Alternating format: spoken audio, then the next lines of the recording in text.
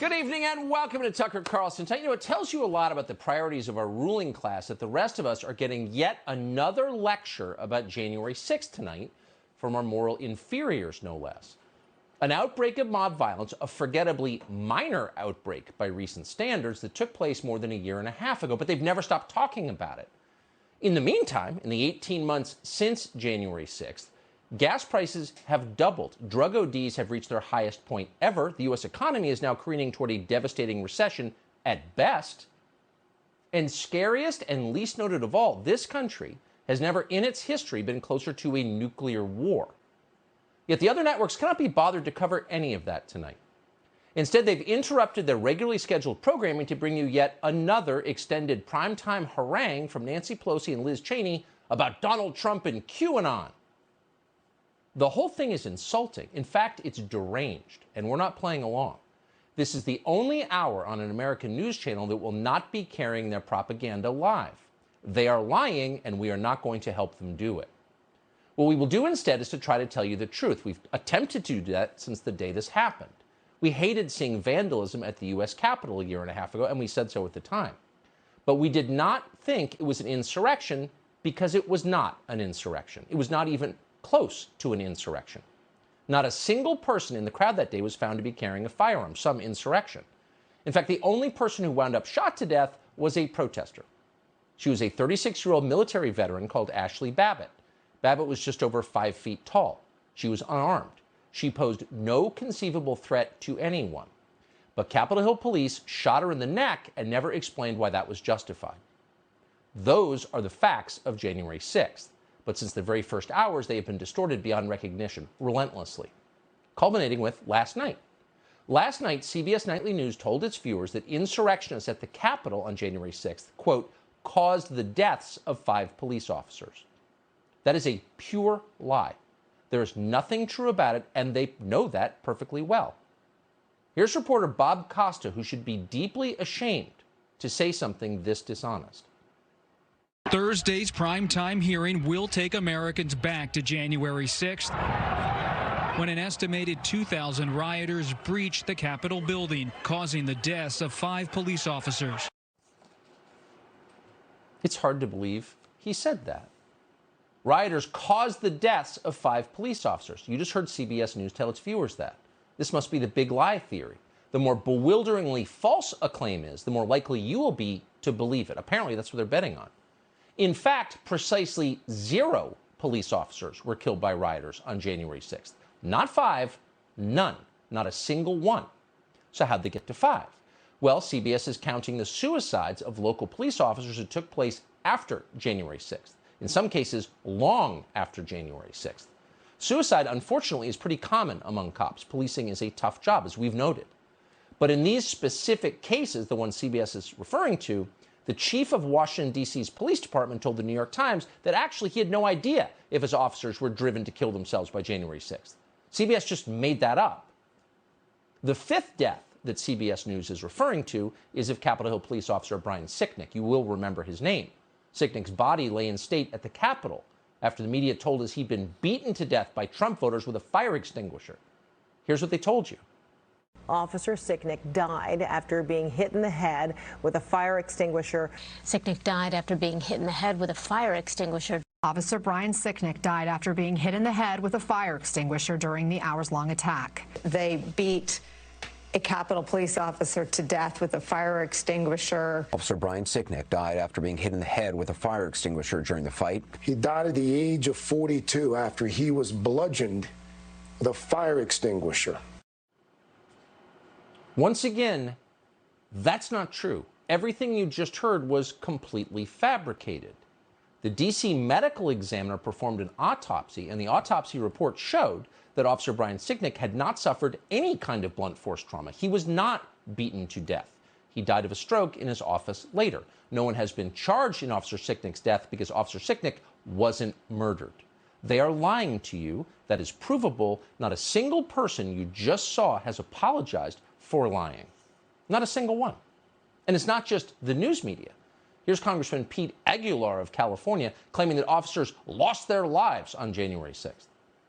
These hearings will be a chance for the country to come together. to rally around the truth and unite around the rule of law. We owe it to the officers who lost their lives and the officers who were injured to tell that story and to ensure that this never happens again. Let's rally around the truth, he says, as he lies to you. May those words burn your tongue, liar. But what did happen exactly on January 6th? What's the truth of that day? Well, that's still unknown. From the extensive video we have of January 6th, it's clear that some in the crowd, more than a few, were encouraging protesters to breach the Capitol, to commit felonies. We're not guessing at that. We've showed you the tape. We have pictures of their faces. In the case of a man called Ray Epps, we know his name, but they've never been charged. Ray Epps was standing in exactly the same place that a lot of people who went to jail were standing, but he wasn't charged. His name was taken off the FBI's most wanted list. Why is that? It doesn't make any sense at all. The January 6th committee will not explain that. After a year and millions of dollars and 1,000 interviews, they won't tell us. Nor will they tell us how many FBI agents and assets were in the crowd that day and what were they doing there. Why can't we know that? And why are they still hiding thousands of hours of surveillance footage from within the Capitol? If the point of the committee was to get the truth out there, why can't we see the tape? Why did authorities open the doors of the Capitol to rioters and let them walk in, usher them in the doors? That's utterly bizarre. You saw that live. No one's ever explained it. What's the explanation for that? And by the way, whatever happened to the mysterious pipe bomber, whose bombs we later learned many months later, Kamala Harris's bodyguards discovered? Kamala Harris told us she was at the Capitol that day, but she wasn't. She was at the DNC with a pipe bomb outside. Her bodyguards found that bomb, but she lied about that. She hid that. Why? That's got to be one of the weirdest stories ever. What does it mean, Liz Cheney? Silence. And of course, above all, they lie about the reason that January 6th happened in the first place.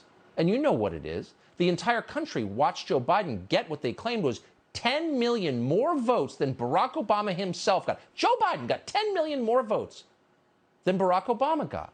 And a lot of those votes arrived after the election. In a lot of places, voting was stopped in the middle of the night. Why? In the biggest states in the country, voter ID was optional. Why is that okay? A lot of the protesters on January 6th were very upset about that. And they should have been. All of us should be. But the January 6th committee ignored all of that completely. Instead, on the basis of zero evidence, no evidence whatsoever, they blamed the entire riot on white supremacy.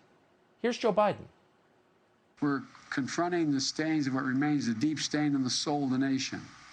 Hate and white supremacy. The violent, deadly insurrection on the Capitol 9 months ago, it was about white supremacy in my view.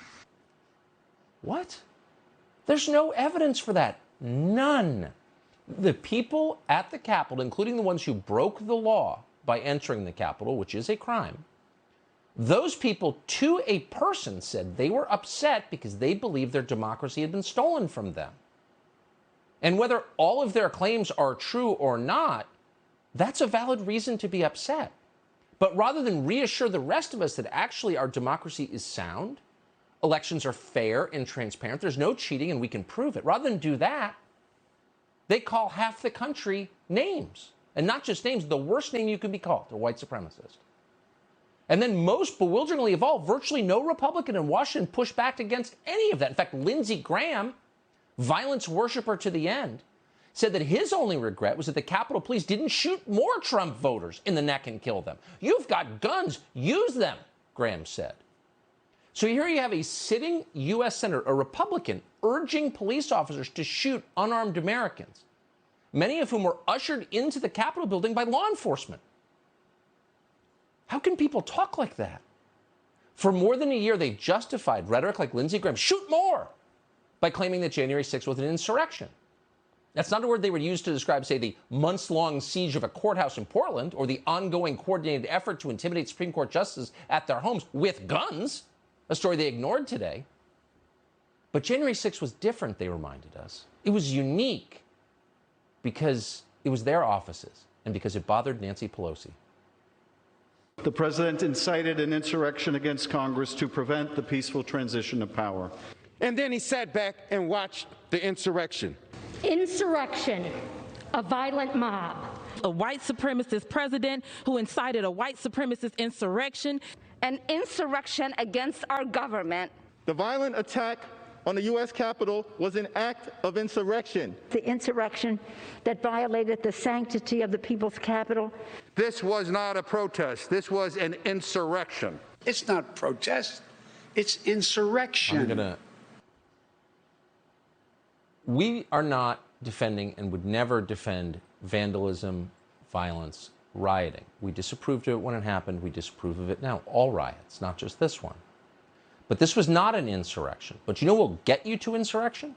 If you ignore the legitimate concerns of a population, if you brush them aside as if they don't matter, when gas goes to $5 and you say, buy an electric car, when cities become so filthy and so dangerous that you can't live there, when the economy becomes so distorted that your own children have no hope of getting married and giving you grandchildren, when you don't care at all about any of that and all you do is talk about yourself nonstop, you might get an insurrection if you behave like that.